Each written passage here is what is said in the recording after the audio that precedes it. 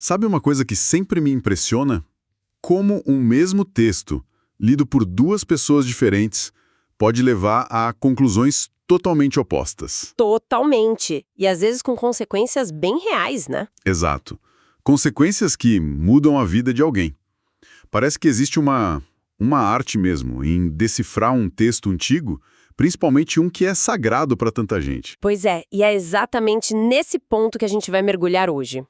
Com base no material que a gente analisou, vamos explorar os desafios de interpretar a Bíblia e um método que promete ajudar a manejar corretamente a palavra da verdade. A missão, então, é entender a diferença entre uma leitura, assim, mais superficial Que pode dar muito, muito errado. e um estudo mais estruturado, que busca o sentido original.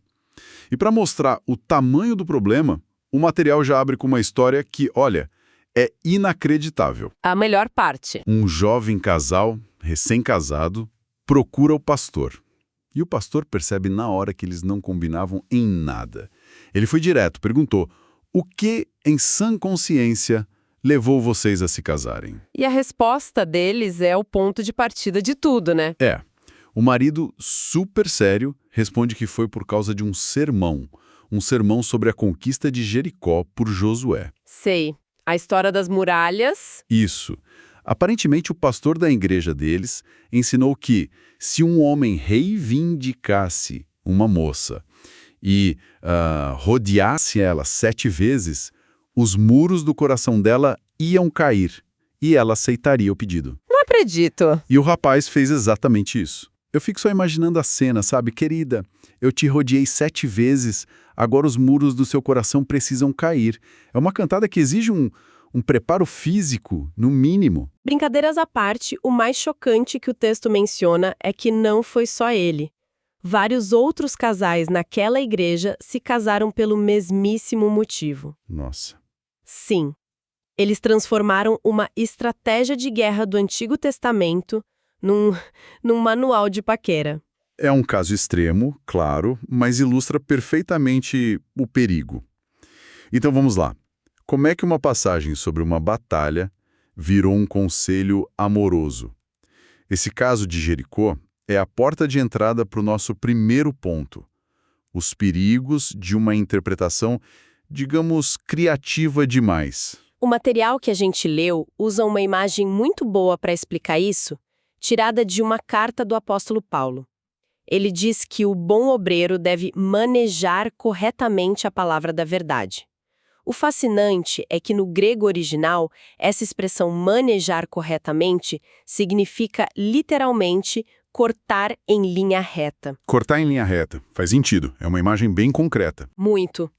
E o autor do nosso material faz uma conexão que eu achei genial com a profissão de Paulo. Que era fabricante de tendas, né? Exato, fabricante de tendas. Naquela época, as tendas eram feitas de várias peças de couro de animais. Para a tenda ficar firme, sem furos, cada pedaço de couro tinha que ser cortado com uma precisão cirúrgica para encaixar perfeitamente no outro. Ah, entendi. A Bíblia como um todo seria essa tenda. Se você começa a cortar as partes individuais, os versículos, as histórias de forma torta, no final a estrutura toda não para de pé. Fica frágil, cheia de fresta, sabe? E esse cortar torto, como o material diz, vai desde um pequeno mal-entendido até o caos completo, como o que algumas seitas fazem. Sim, distorcem tudo para benefício próprio. Mas o ponto interessante é que o autor alerta que isso também acontece o tempo todo com pessoas super bem intencionadas. Certo. E o primeiro erro básico que o texto aponta é um dos mais comuns: usar a Bíblia para confirmar o que a gente já pensa. É chegar no texto não para aprender, mas para achar uma justificativa, um carimbo divino para uma ideia que já era nossa. Vira uma câmara de eco, basicamente. A pessoa só ouve o que já queria ouvir. Precisamente. O material dá um exemplo ótimo de um rabino que deu uma palestra sobre a Torre de Babel. Ele concluiu que a grande lição daquela passagem era que devemos nos preocupar mais com as pessoas do que com bens materiais. Uma lição nobre, sem dúvida. Mas como ele tirou isso da Torre de Babel? A história é sobre a confusão das línguas, não é? Foi o que eu pensei.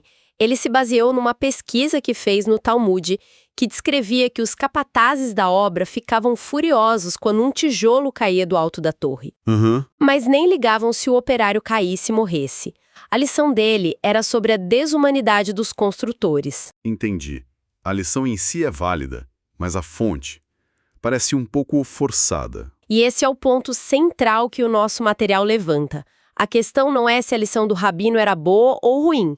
A questão é, essa era a lição daquela passagem bíblica? Certo. O texto de Gênesis sobre Babel foca na rebelião do homem, no orgulho de querer chegar ao céu por conta própria, na idolatria que a torre simbolizava. A confusão das línguas foi o juízo de Deus sobre essa atitude. Ou seja, o perigo é extrair a mensagem certa da passagem errada. Exato. É como tentar usar um martelo para parafusar algo. A ferramenta é boa, mas o uso está completamente errado. Isso conecta perfeitamente com o caso do casamento de Jericó. É o segundo grande erro que o material aponta.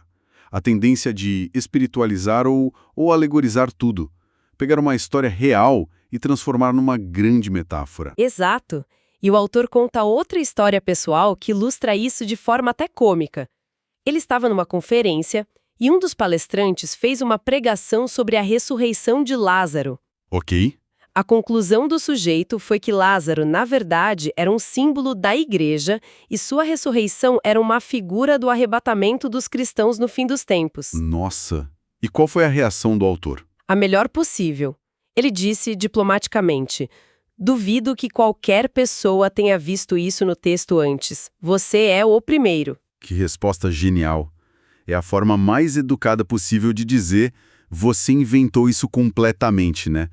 A crítica é demolidora. Ele basicamente diz que se a sua interpretação não depende do texto, você poderia usar qualquer coisa. Um conto de fadas, bula de remédio. Os classificados do jornal. Exato. A Bíblia vira só um pretexto. Mas aqui tem um ponto crucial que o texto faz questão de esclarecer. Ele não está dizendo que a Bíblia não tem alegorias. Muito pelo contrário. Ah, bom. Ela tem e são importantes. O problema não é a alegoria em si, mas inventar uma onde ela nunca existiu. Certo. E o material até lista alguns exemplos de alegorias que são consideradas autênticas, né? Que fazem parte da intenção do autor. Sim. No Novo Testamento, ele cita o bom pastor em João 10, a videira e os ramos. A própria ceia do Senhor é uma das alegorias mais poderosas. E no Antigo Testamento? Ele menciona Provérbios 5, que usa a imagem de beber a água da sua própria cisterna como uma metáfora para a fidelidade no casamento, ou Eclesiastes 12, que descreve a velhice como uma casa se desfazendo. São imagens poéticas e muito claras. Ok. Então, a pergunta de $1 milhão é: como a gente diferencia uma alegoria que estava na cabeça do autor bíblico de uma que foi inventada séculos depois? Tem alguma regra? A regra que o texto propõe é bem direta.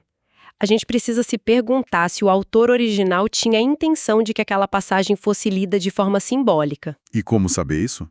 Nas alegorias autênticas, essa intenção geralmente é óbvia, seja pelo gênero literário, como em Provérbios, ou pelo contexto.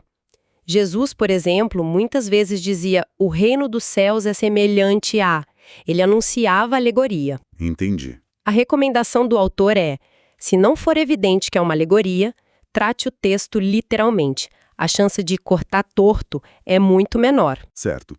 Então, depois de apontar os problemas, usar o texto como espelho e inventar símbolos, o material finalmente apresenta a solução, o caminho para cortar em linha reta. Ele chama de estudo bíblico indutivo. Confesso que o nome soa um pouco acadêmico. O nome pode assustar, mas a ideia é bem simples.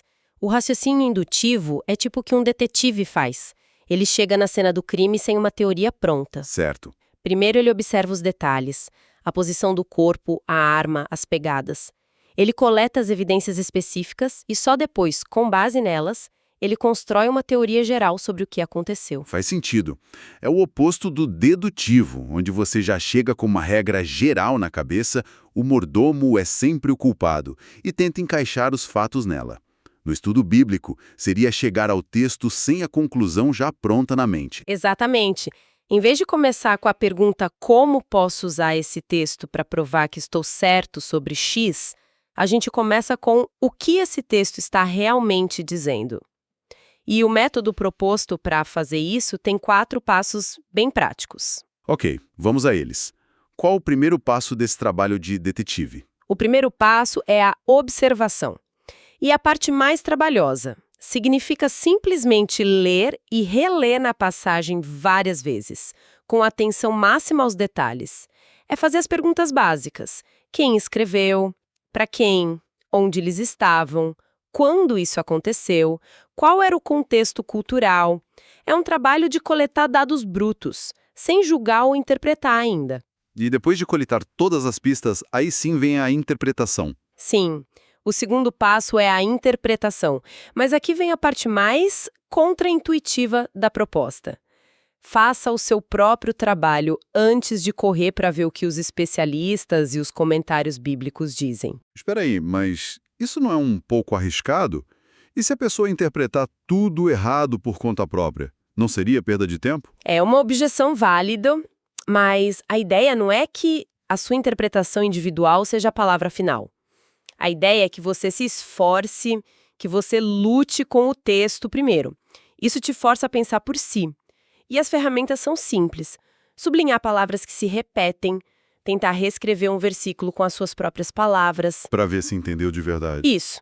E o material também dá uma espécie de checklist para guiar essa interpretação. Ah, é. Sim, uma lista de perguntas para fazer ao texto. Tem algum mandamento aqui? Tem um exemplo para seguir ou um pecado para evitar? Existe uma promessa? E, crucialmente, procurar referências cruzadas. Onde mais na Bíblia esse mesmo assunto é tratado?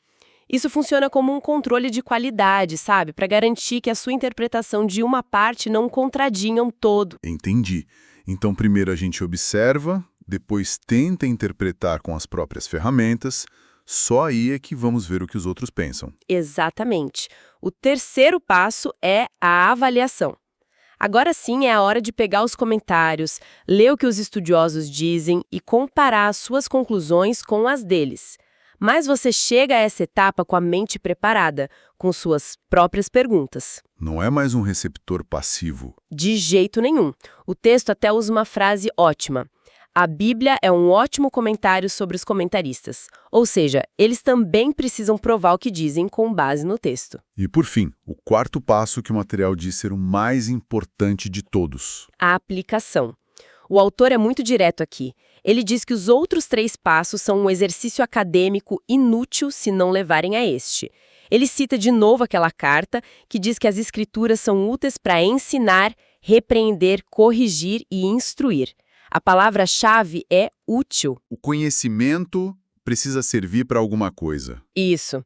As perguntas finais são sempre: e daí? O que você vai fazer com isso? Como isso muda a forma como você vai viver amanhã? E eu gosto que ele destaca que a aplicação não precisa ser algo monumental, né?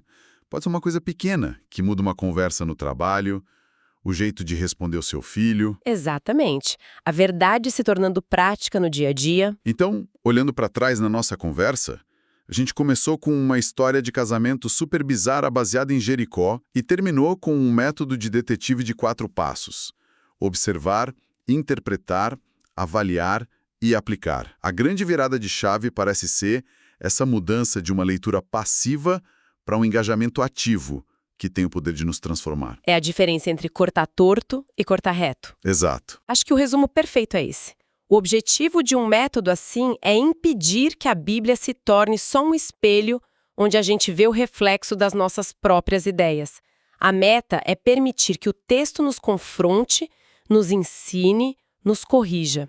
É deixar que ele nos molde e não o contrário. E o material nos deixa com uma reflexão final que amarra tudo isso de uma forma bem direta, né? Sim, ele nos deixa com uma provocação, o autor afirma. Todos os outros passos serão inúteis se você não os empregar em aplicações práticas.